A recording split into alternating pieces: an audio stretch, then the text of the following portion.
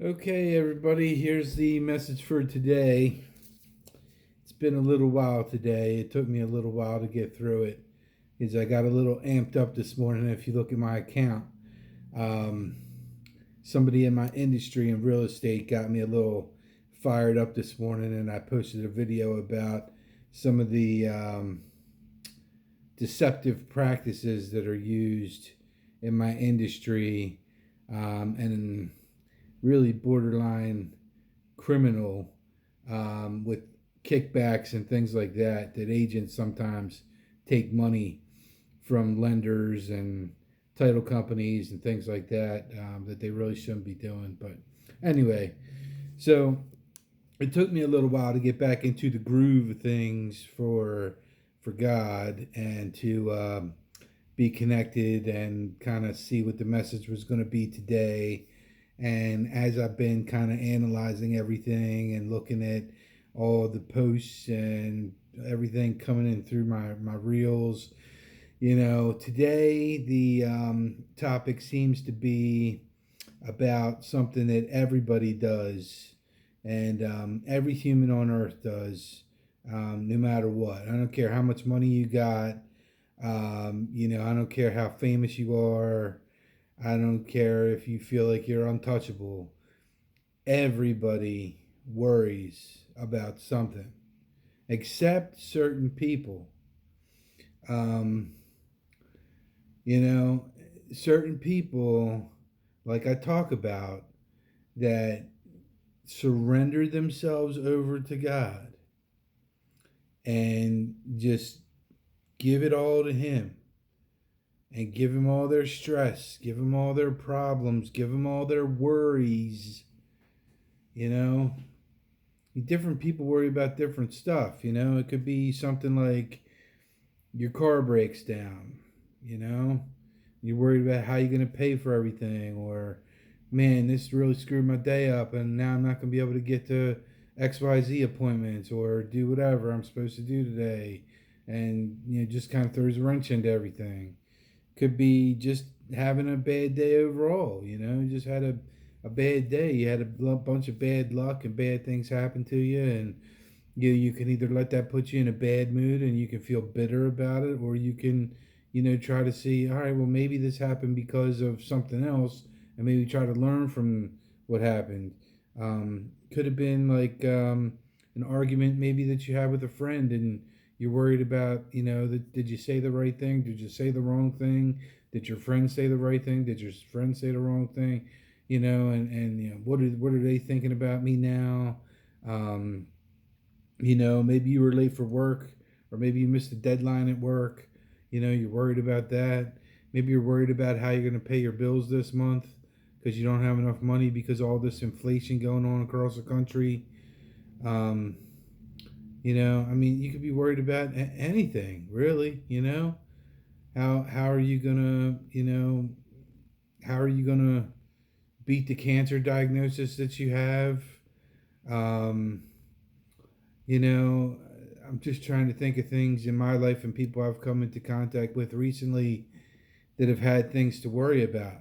And most of that stuff that I talked about before, that I just mentioned, that was pretty much all the stuff that I know people personally that have had to deal with in the last, couple weeks, cancer included. My friend Nancy, she's got cancer pretty bad, and um, just hoping that everything goes well in her last two treatments, and miraculously something happens with that. And I keep saying that because I want God to hear it. I want Him to maybe help and maybe come through, maybe get some miracle going that He can do, only He can do.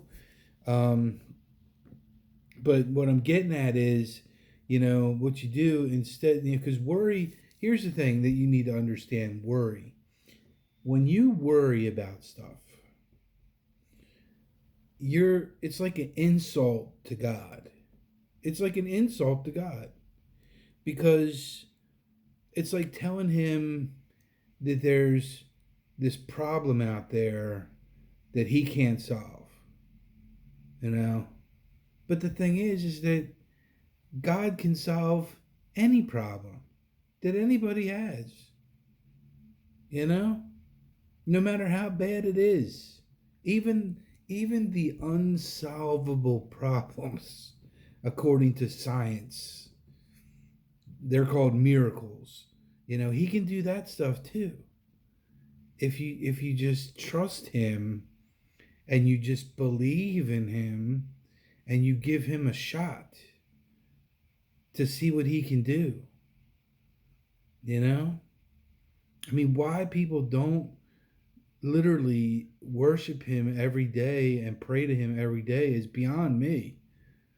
It has changed my life to beyond measure what I ever thought. I mean, and you talk to people that I went to high school with, or talk to people that knew me when I was growing up, and I'll probably be one of the last people on earth that they would say would have found God. But it's because I've always been, I've always had that aggressive personality. I've always wanted to be the best at whatever I was doing, and I'll do it no matter what it takes. Um, Before I had God, I would literally do whatever it took, even if it was borderline sinning or whatever that I had to do to get it. But now I have a different approach. I still have the drive. I still have the want to be the best. I still have the desire to do what I want to do. I still have that edge to me. You can still have your same self. You can still be your same person. Just because you believe in God doesn't mean that you have to change yourself, or that you have to become this holier than thou person. You can still be a regular person that walks around the street and interacts with regular people, and lives a regular life. You can still do that. The difference is you have him in your back pocket and you can pull him out whenever you need it. You got help in life. You got help. And the thing is, it's free. It's free. It costs absolutely nothing. Nothing. Even if you don't have a Bible, you can walk into some church somewhere. If you go to my church, you go to where I go, Mountain Christian Church in Folsom, you go there, you'll get a Bible. They'll give you one. You literally walk in, you sign up as a new person, they give you a Bible. So there's no excuse that you can say, I don't have a Bible. You can get one there for free. You can read it for free, and then you can do something else for free. When you worry about stuff, because everybody does, and I'm not there 100% yet, but I want to say I'm there like 99%, because I really am, because I really just don't worry about anything anymore, which is crazy, which is part of living that heaven on earth that I talk about.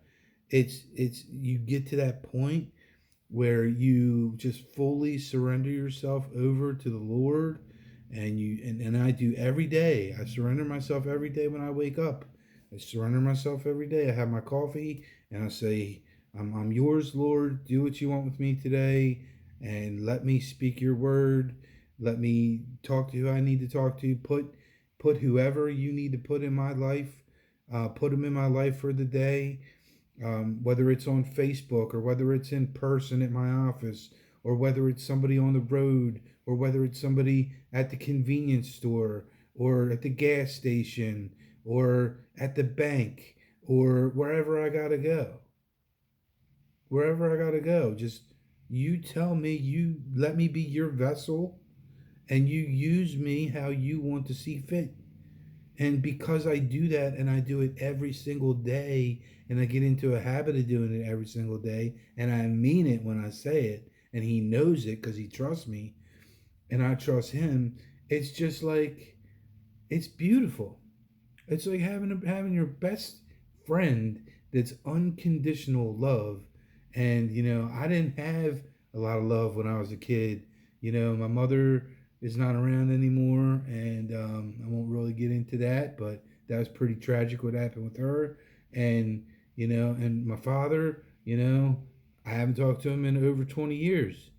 Um, we had a falling out, and I, uh, I was at Mass this Father's Day, and they were talking about how your fathers are important, and it's important to honor thy mother and thy father as one of the commandments, or honor thy father and thy mother. So I said, all right, well, it's probably not good that I haven't talked to him, so I'm going to put that on me.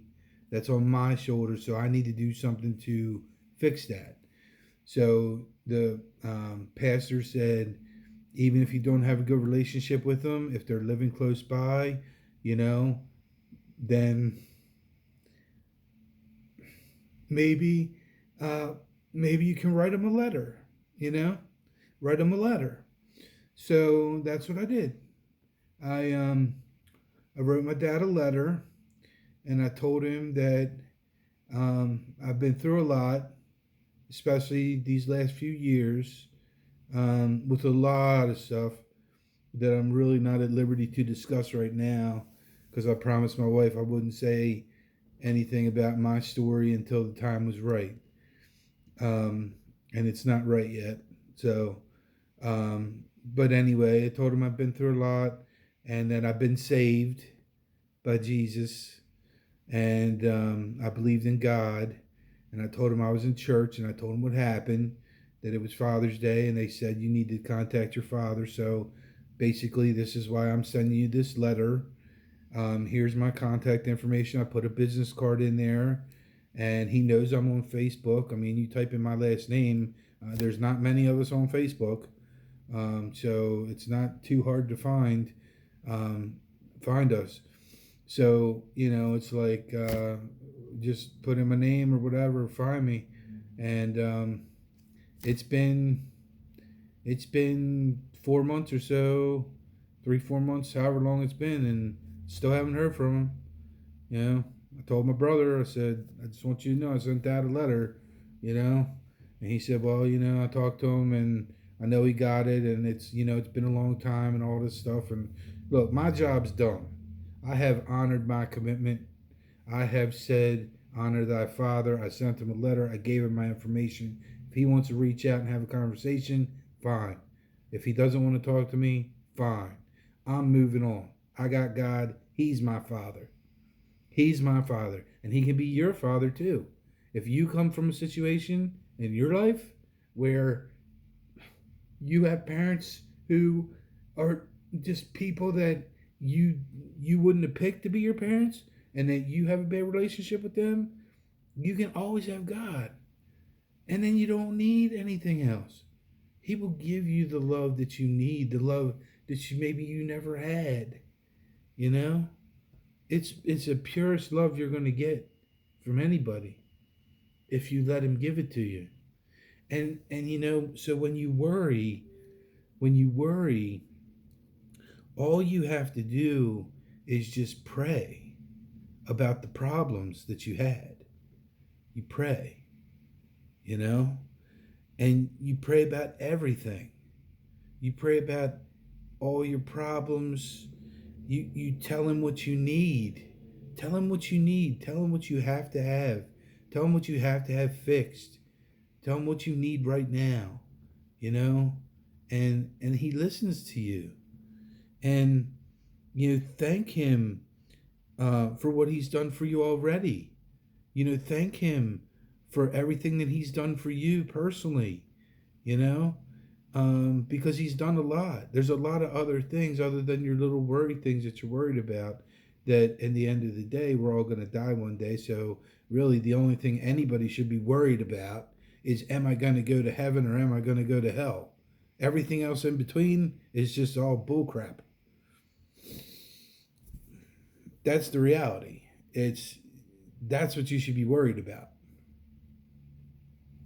And if you have God and you let him save you and you let him use you and live your life through his eyes and just do as he tells you to do and do as he instructs you to do and live your life like Jesus would live his life. If Jesus were you, how would he be? How would he interact with the people you interact with? How would he treat the people that you treat? How would he and that's everywhere. That's everywhere. You go to, the convenience store and you pick up your chicken box or whatever. That's, how did you treat the people in the store? How did you treat the people making the chicken?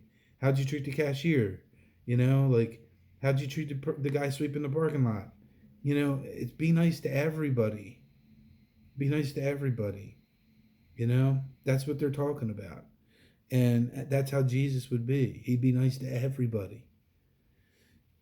And, if you do this, if you do all this and you pray and then you let him save you and you surrender yourself over to him, like I said yesterday, there is a little boot camp period that you need to go through where you got to earn your stripes, so to speak.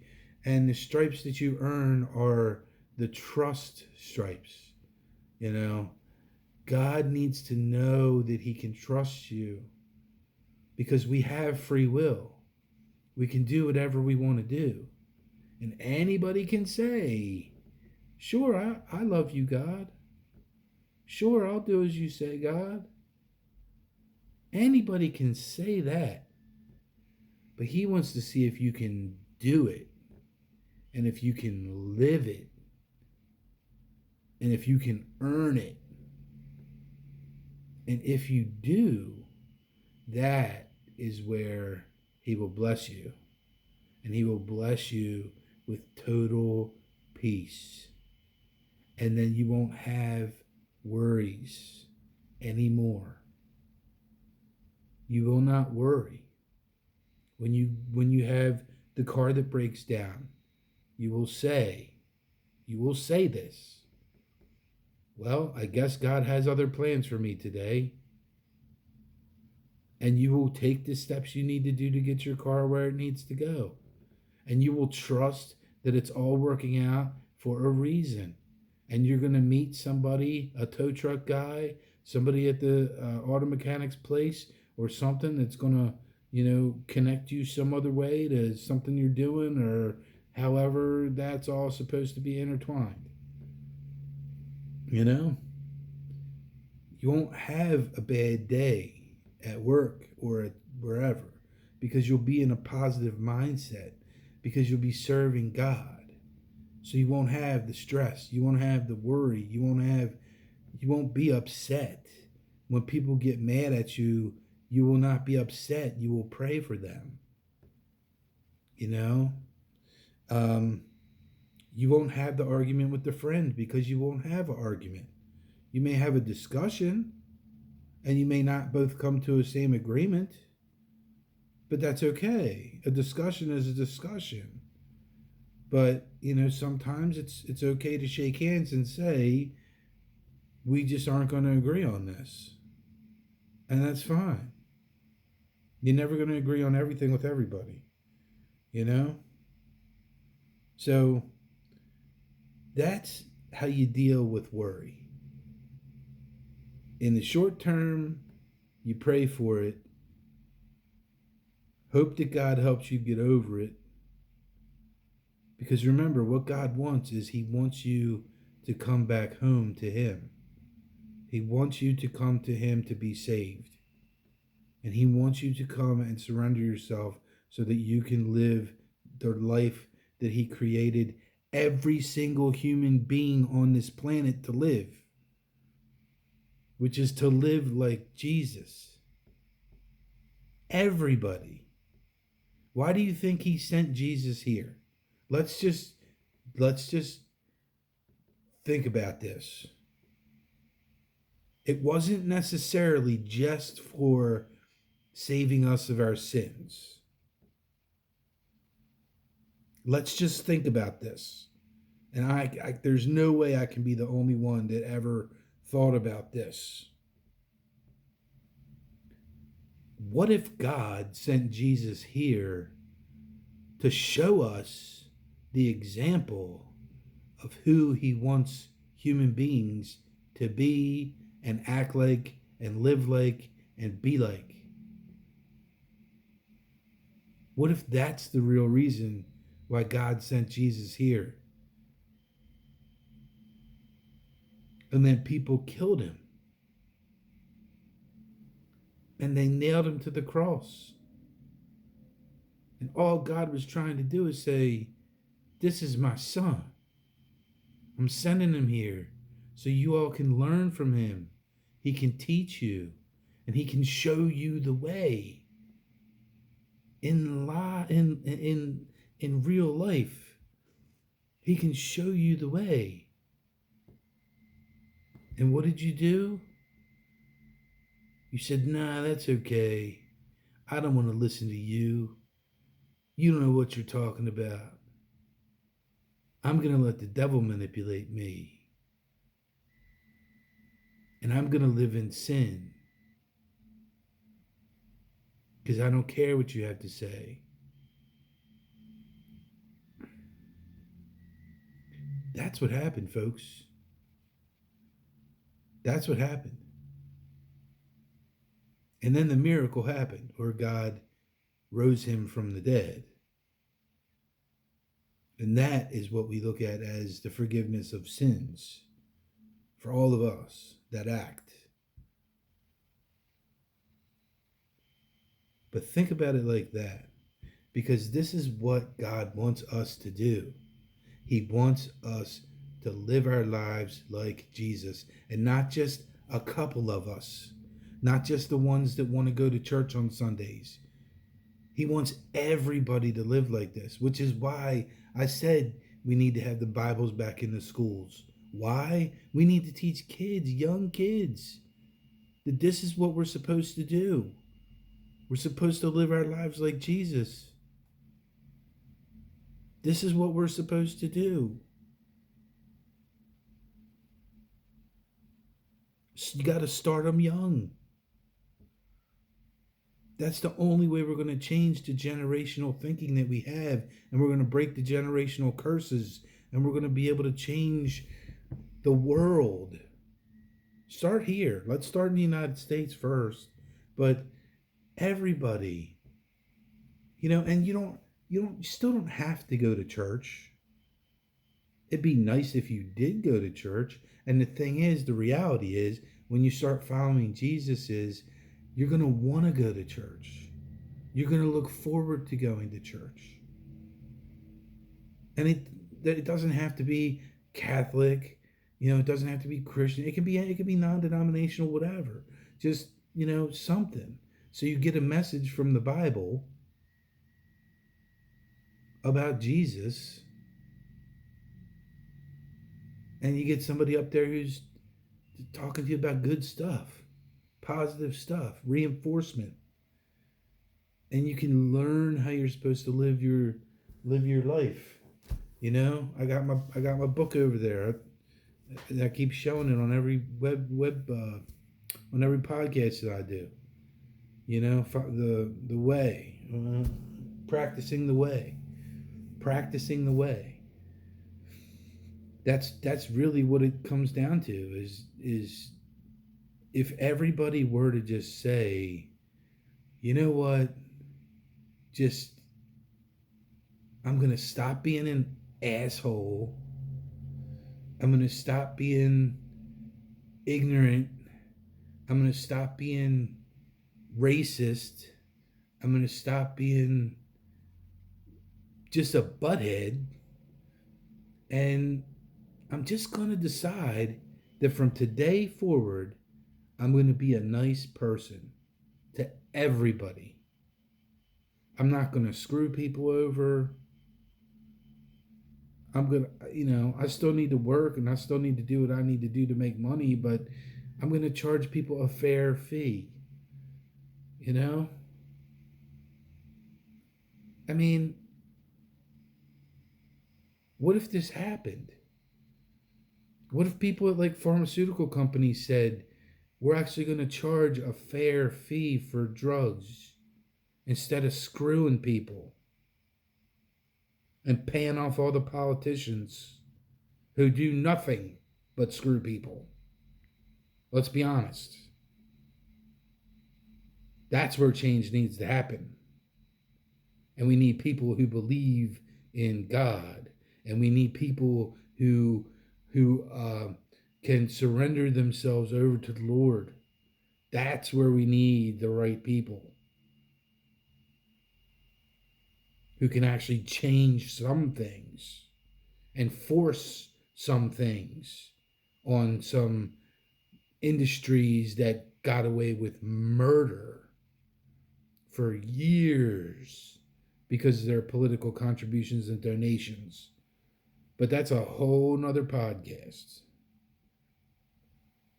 There's so many problems in this country, but they could all be solved by doing something for free. You don't have to give everybody a shot. You don't have to put a microchip in everybody. You just have to have them believe in God.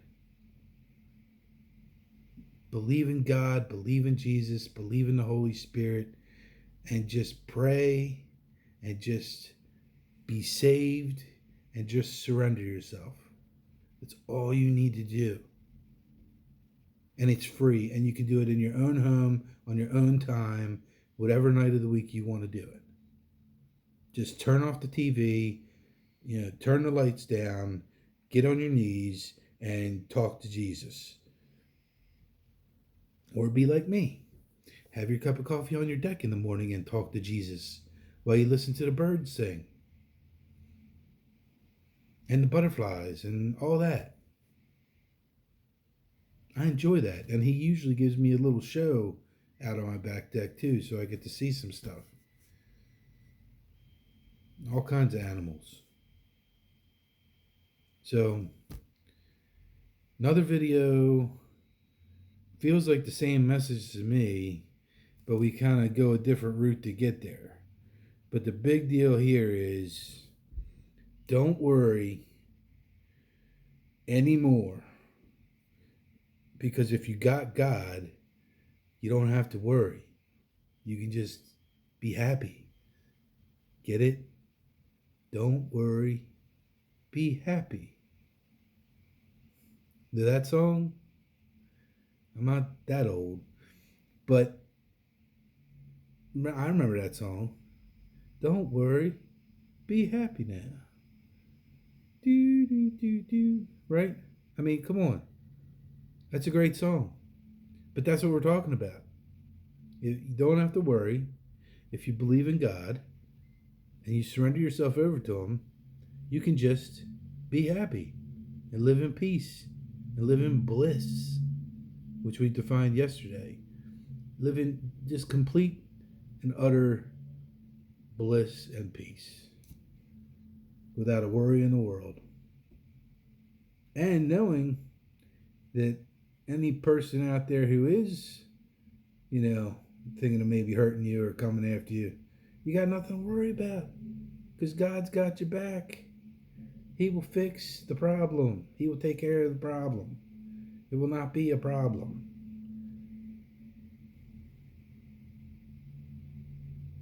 So, anyway, I hope you all got something out of this podcast. Seems like more people are starting to watch the podcast now, which is great. Just keep sharing it, on your pages. Keep sharing it with your friends. Just keep giving me some thumbs ups if you can. Comment. I like to interact with people, especially if I know that what I said made a difference for you or in your life. That's where I really enjoy hearing from people, is when they let me know that, something I said or something I mentioned, really did kind of, wake them up a little bit and have them think, wow, yeah, that's true, So, and anyway, that's pretty much it. Thanks for taking time to watch this video. I appreciate each and every one of you for taking your time because I know they are usually about a half hour long. That's just the way I do things because I need to go through and be thorough and get the message out. And that's what the Spirit tells me. Just keep, this is what I want. This is what I want. This is what I want. And I just keep going. So but he's letting me end it now. So anyway, God bless everyone. Thank you. And I'll see you again soon. Bye.